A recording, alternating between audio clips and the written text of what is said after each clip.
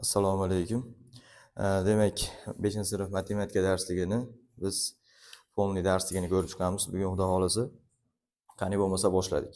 Demak, birinchi tushuncha bu natural sonlar. Natural sonlar tushunchasi. Xo'p, birinchi bilishimiz kerakki, natural sonlar o'zi nima? Yoki undan ham oldin bilishimiz kerak bo'lgan bizdagi ma'lumotlarimiz bor. 0, 1, 2, 3, 4, 5, 6, 7, 8 va 9 haqida bir gaplashamiz. Ya'ni mana bular raqamlar deyiladi. Raqamlar deyiladi. Ma'lumot o'rnida aytib ketaman, 0 raqami 0 raqami. Ya'ni bu Hind raqami deyiladi. Ya'ni qadimgi asrda topilgan 5-6 asrlarda topilgan, ya'ni hindlar tomonidan topilgan.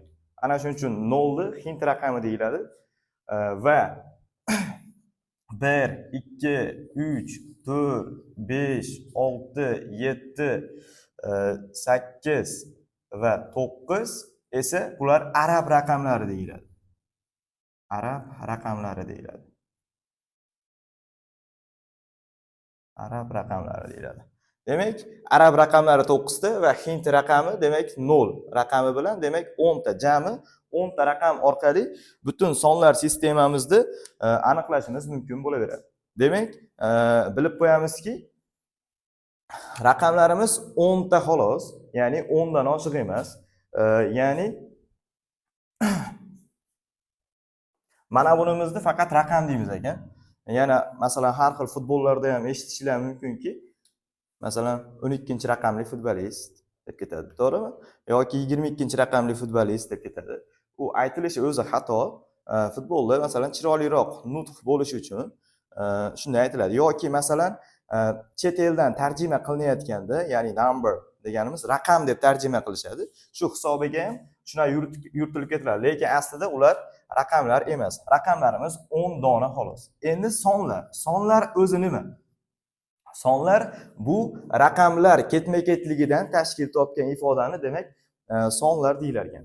Demak, sonlar bo'lish uchun raqamlarning nimasi bo'lish kerak? Kombinatsiyasi bo'lish kerak. Masalan, 1 va 2 raqamlari orqasidan biz 12 yoki masalan 21 yoki masalan 211 kabi sonlarni kashf qilishimiz mumkin.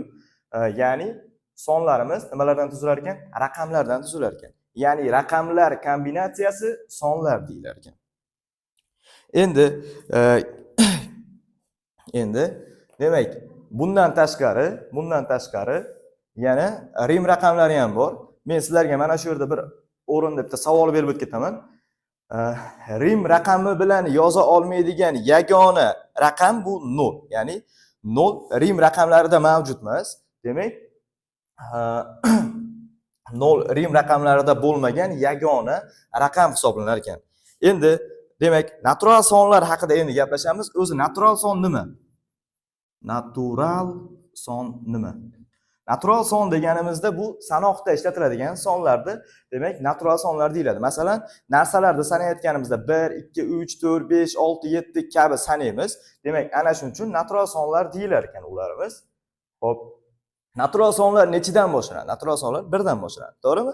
Masalan, sanashni boshlaganimizda 1 deb boshlaymiz. Shuning uchun eng kichik natural sonni biz 1 deymiz ekan. Eng kattasi-chi? Yo'q, cheksiz. Nimaga cheksiz? Nimaga cheksizligini ham aytib o'tib ketaman.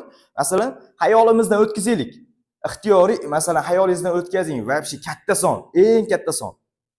Masalan, turib olasiz, masalan, yosh bolalar bo'ladi, bilsanglar. Olib berasan deb turib oladi. Ana shunday. Hayolingizda shunaqa son o'tkazingki, u sondan kattasi yo'q deb tasavvur qilib oling.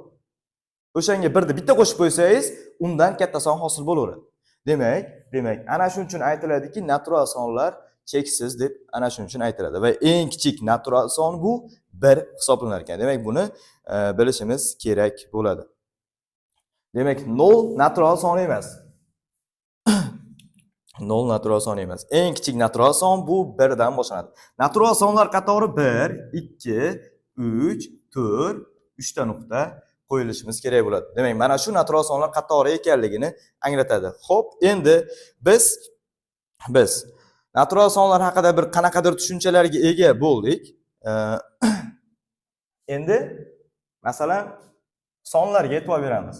Sonlarni o'qishni bilmaydigan bo'lsak ham, demak bizga muammolarga olib keladi. Masalan, katta sonlarda aytilayotganda ko'pchilik aytib beradiki, masalan, 6 xonali sonni aytib bering desa, o'qishni bilmasdan 123 456 deb beradi. Ya'ni o'zi aslida 123 456 degan son. Endi mana shu narsani osonroq yo'l bilan hozir topishni ko'rib chiqamiz. Demak, mana bu oxiridan boshlayman, qaranglar. Mana bu birlar xonasi, ya'ni bularni xonalarga bo'lib olamiz. Mana bu birlar, mana bu o'nlar, mana bu yuzlar, mana bu minglar, mana bu esa 10 minglar, mana bu esa 100 minglar hisoblanadi. Endi bular ham oilalarga bo'linadi. Ya'ni xo'p, mana bular demak, oxiridan boshlab 3 tadan ajratib olyapman. 3 tadan ajratganimdan keyin mana bu birlar deb yuritiladi. Mana bu esa birlardan keyingisi minglar deb yuritiladi. Minglar. Endi o'qiyotganda nima qilish kerak? Prosta o'qiyotganimizda mana buni o'qiymiz. Mana 123 ming. Mana 123 ming. 456 bo'ldi. Endi yana sonlar yana o'zgartiramiz. 1 2 3 4 5 6 7. Endi yana qaranglar. Mana bunday o'zgar. Oxiridan boshlab 3 tadan ajratib oldim. 3 tadan ajratganimdan keyin mana bu birlar deb yuritamiz. Demak, mana buni esa minglar, minglardan keyin nima keladi? Millionlar. Million. O'qiyotganimizda prosta o'qish juda ham oson. Faqat 1 million, mana 1 million tepasini o'qiymiz. 234 ming 567. 1 deb o'qilmaydi. Demak, yana o'qiyotganimizda ko'p o'quvchilarga mashq qildirib ketamiz. Mana bunday qaranglar. Demak, buni bu yoqasiga va teskarisiga ham o'qisak juda ham effektli bo'ladi. Miyamizni o'ng va chap yarim sharlari ishlashiga yaxshiroq yordam beradi. Teskarisiga qanaqa o'qiymiz? Teskarisiga ham yana mana shunaqasiga bo'lib olasizlar. Oxiridan boshlab mana bunday qilib. Demak, unda 7 million 654 ming 321 tarzda o'qishimiz mumkin ekan. Mana shunday o'qisanglar bo'laveradi. Endi sonlarimizni yana ham murakkablashtiramiz. 1 2 3 4 4 5 5 6. Mana bunday sonlar yozib qo'ydim. Demak, oxiridan boshlab 3 tadan ajratib olyapman. 3 tadan ajratdim va mana buni birlar deyiladi. Mana buni tepasiga ming deb yozib turibman. Mana buni tepasiga million deb yozib turibman. Xo'p, qachongacha yozasiz? Qachongacha? O'qishni o'rganib olguningizcha. O'zi ko'z o'rganib qoladi. Faqat esdan chiqarmasligimiz kerak, oxiridan boshlab 3 tadan ajratish kerak. Ana shunda oilalarga bo'linib qoladi. Demak, mana bu bir oxirida o'qilmaydi ekan.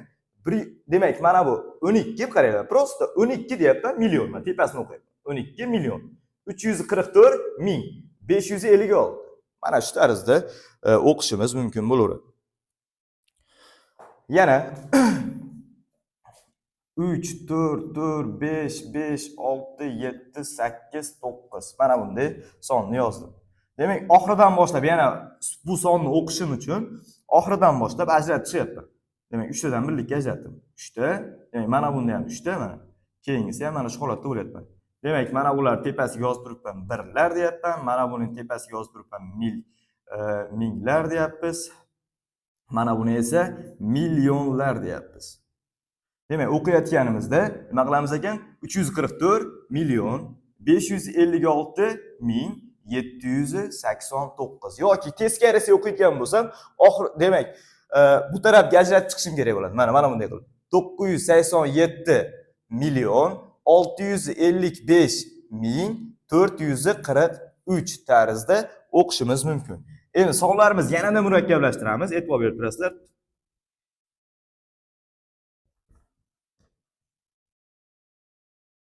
Demak, mana buni ham yana 3 tadan ajratib olaman.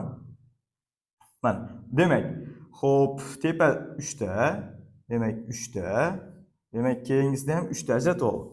Ajratib olganimdan keyin endi nima qilamiz? Tepa yana yozib olyapman, birlar. Hali beri o'qishni bilmayman, shuning uchun tepasiga yozib turaveraman. Demak, keyingisi minglar oilasi, keyingisi millionlar oilasi, keyingisi milliardlar oilasi bo'ladi. Milliondan keyin milliard keladi. Milliard. Demak, endi o'qiymiz. Qaranglar, virgulga qarayapman. 4 milliard 476 million 234.563 tarzda o'qishimiz mumkin bo'laveradi. Endi buni teskarisiga ham bir o'qib mashq qilib qo'ysak, demak, ustidan oxiridan boshlab ajratib chiqyapman. Demak, 3 ta ajratganimdan demak, mondan boshlayman. Demak, 3 milliard mana 3 milliard. Demak, 654 million.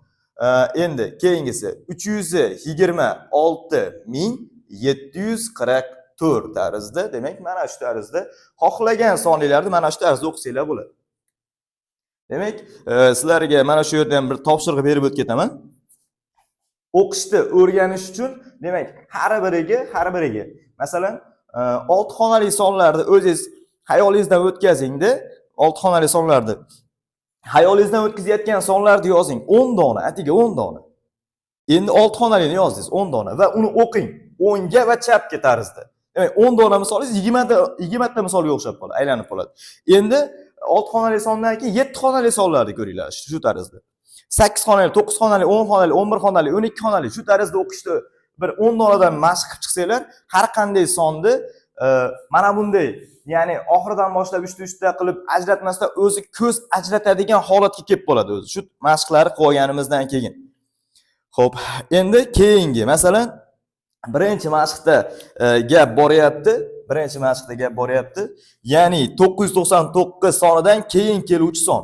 999 dan keyin keladigan son, 999 dan keyin keladigan son, demak, qaranglar, nima bo'ladi? 1000 bo'ladi va ya'ni keyin keladigan son degani unga 1 qo'shib qo'ying degani. Oldin keladigan son degani undan 1 da ayring degan ma'noni bildiradi. Demak, 999, 1000 va 1001 tarzda. Ya'ni birinchi mashqda mana shunday ishlasak bo'lar ekan. Demak, oldin keladi desa ayramiz ekan 1 da, keyin keladi desa 1 da nima qilish kerak? Qo'shish kerak ekan. Mana oldin keladi desa nima qilamiz ekan? Oldin keladi desa, demak 1 da ayiramiz. Keyin desa 1 da qo'shib qo'yamiz ekan mana. Mana shu qoida asosida, demak, ishlavorsak bo'laveradi. Endi ikkinchi mashqlarda e'tibor berib qo'yamiz. Ikkinchi mashqda 5 ta 100, 2 ta 10 va 4 ta 1. Demak, 5 ta 100. 5 ta 100 deganimizda mana bunda yozib qo'yamiz. 5 ta 100. 5 ko'paytirilgan 100 degan ma'noni bildiradi. Va 2 ta 10. Va 2 ko'paytirilgan 10 ekanligini bildiradi. Va 4 ta 1. 4 ko'paytirilgan 1 ekanligini aytadi. Endi buni hisoblasak, 5 kara 100 500, 2 kara 10 20. Tepasiga kichkina qilib yozib olsangiz ham yoki pastiga yozib olsangiz ham bo'ladi mana. 20 va 4. 500 ga 20 ni qo'ysak 520 va onun bilan 524 tarzda qolishi mumkin. Va keyingi mashqlarini ham xuddi shu tarzda ishlashimiz mumkin bo'laveradi. Xo'p, demak, keyingi mashqlar 3-chi, 4-chi mashqlar, 5-chi mashqlarni hozir bir qator ko'rib chiqdik. Endi sonlarni o'qish va sinflarga ajratish debdi. Masalan, mana bu 3-mashqdan ham bitta ko'rib o'tib ketamiz. 3-mashqda nima haqida gap ketyapti? 3-mashqda, demak, A sini yozaman. 2402, xo'p, 358 deb yozib olamiz birinchi. Yozayotganinglarda ham, ya'ni oxiridan boshlab 3 ta ajratmaslik uchun har 3tasida bir qarab olib turib, joy tashab keltirib yozsanglar, ya'ni ham maqsadga muvofiq bo'ladi. Demak, mana bular nima edi? Birlar, tepasiga yozib turibman. Men hali o'qishni bilmayman. Tepasiga yozib turaman. Minglar va keyingisi nimalar? Millionlar. Demak, endi o'qib qo'yaman. 2 million 402 ming 358 tarzda o'qib qo'yamiz. Xo'p. Endi demak, keyingi har bir mashqda shu tarzda ishlashimiz mumkin ekan. Demak, 4-chi, 5-chi, 6-chi mashqlarda shu tarzda ishlasak bo'laveradi. Endi 10-chi mashqda aytilyaptiki 453 ming deb qo'yibdi. Endi mana buni, demak, son orqali yozib bering, ya'ni raqamlar orqali yozib bering degan savol qo'yilyapti. Demak, 453, demak, mingda nechta nol bor? 3 ta nol bor. Demak, shuning uchun 453 1000 deb qo'shib qo'yamiz. Demak, nollar soniga qarab turib qo'shib qo'ysanglar bo'laveradi. Demak, birinchi mavzuyimiz shu tarzda ishlashimiz mumkin ekan. Endi keyingi ko'pchilik ishlay olmaydigan, masalani ko'rsa qaltirib qoladigan jihatlar bor. Masalan, 12-mashqda masala kelyapti ekan. Demak, masalani ishlash uchun va osonlashtirish uchun quyidagi mashqlarni amal qilishimiz kerak bo'ladi. Ya'ni masalani o'qish kerak. Qachongacha? Tushungunicha. Demak, kimlardir 1 marta o'qib tushunadi, kimlardir 2 marta o'qib tushunadi, kimlardir 3 marta, kimlargadir 10 marta o'qishga to'g'ri keladi. O'qish kerak o'sha narsani. Undan keyin qisqa shart degan tushunchamiz bor. Qisqa shartni to'g'ri yozishimiz kerak. Gap nima haqida ketyapti? Demak, masalan, 12-mashqda mana men qisqa shartini yozaman. Birinchi o'qiyapman. Amudaryoning uzunligi 2540 kilometr. Demak, Sirdaryo unga qaraganda, ya'ni qaranglar, ya'ni unga qaraganda, ya'ni Amudaryo haqida gap ketyapti bu yerda. Sirdaryo unga qaraganda 479 kilometr uzun. Sirdaryoning uzunligini toping degan savol qo'yilyapti. Demak, gap Amudaryo va nima haqida ketyapti? Sirdaryo haqida gap ketyapti. Yozib olaman. Amudaryo va Sirdaryoni yozib oldim. Amudaryoning uzunligi 2540 kilometr ekan. 2540 kilometr. Endi Sirdaryo esa bunga qaraganda, ya'ni Amudaryoga qaraganda uzun deyapti. Uzun desa, demak nima qilish kerak? Qo'shish kerak. Demak, bunga qaraganda kalta desa yoki qisqa deydigan bo'lsa, uni nima qilish kerak? Ayirish kerak. Demak, endi bizdan so'ralyaptiki, Sirdaryoning uzunligini toping. Uji topib oldik mana 2540 da 479 da ustun shaklda bitta qo'shib qo'ysanglar bo'ldi.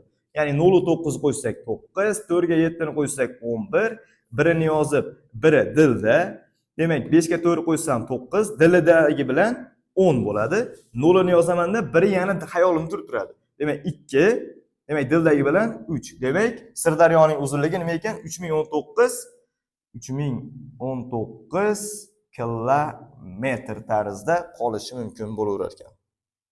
Tushunarligi? Demak, bugungi mavzu, ya'ni birinchi mavzuyimiz demak shulardan iborat ekan.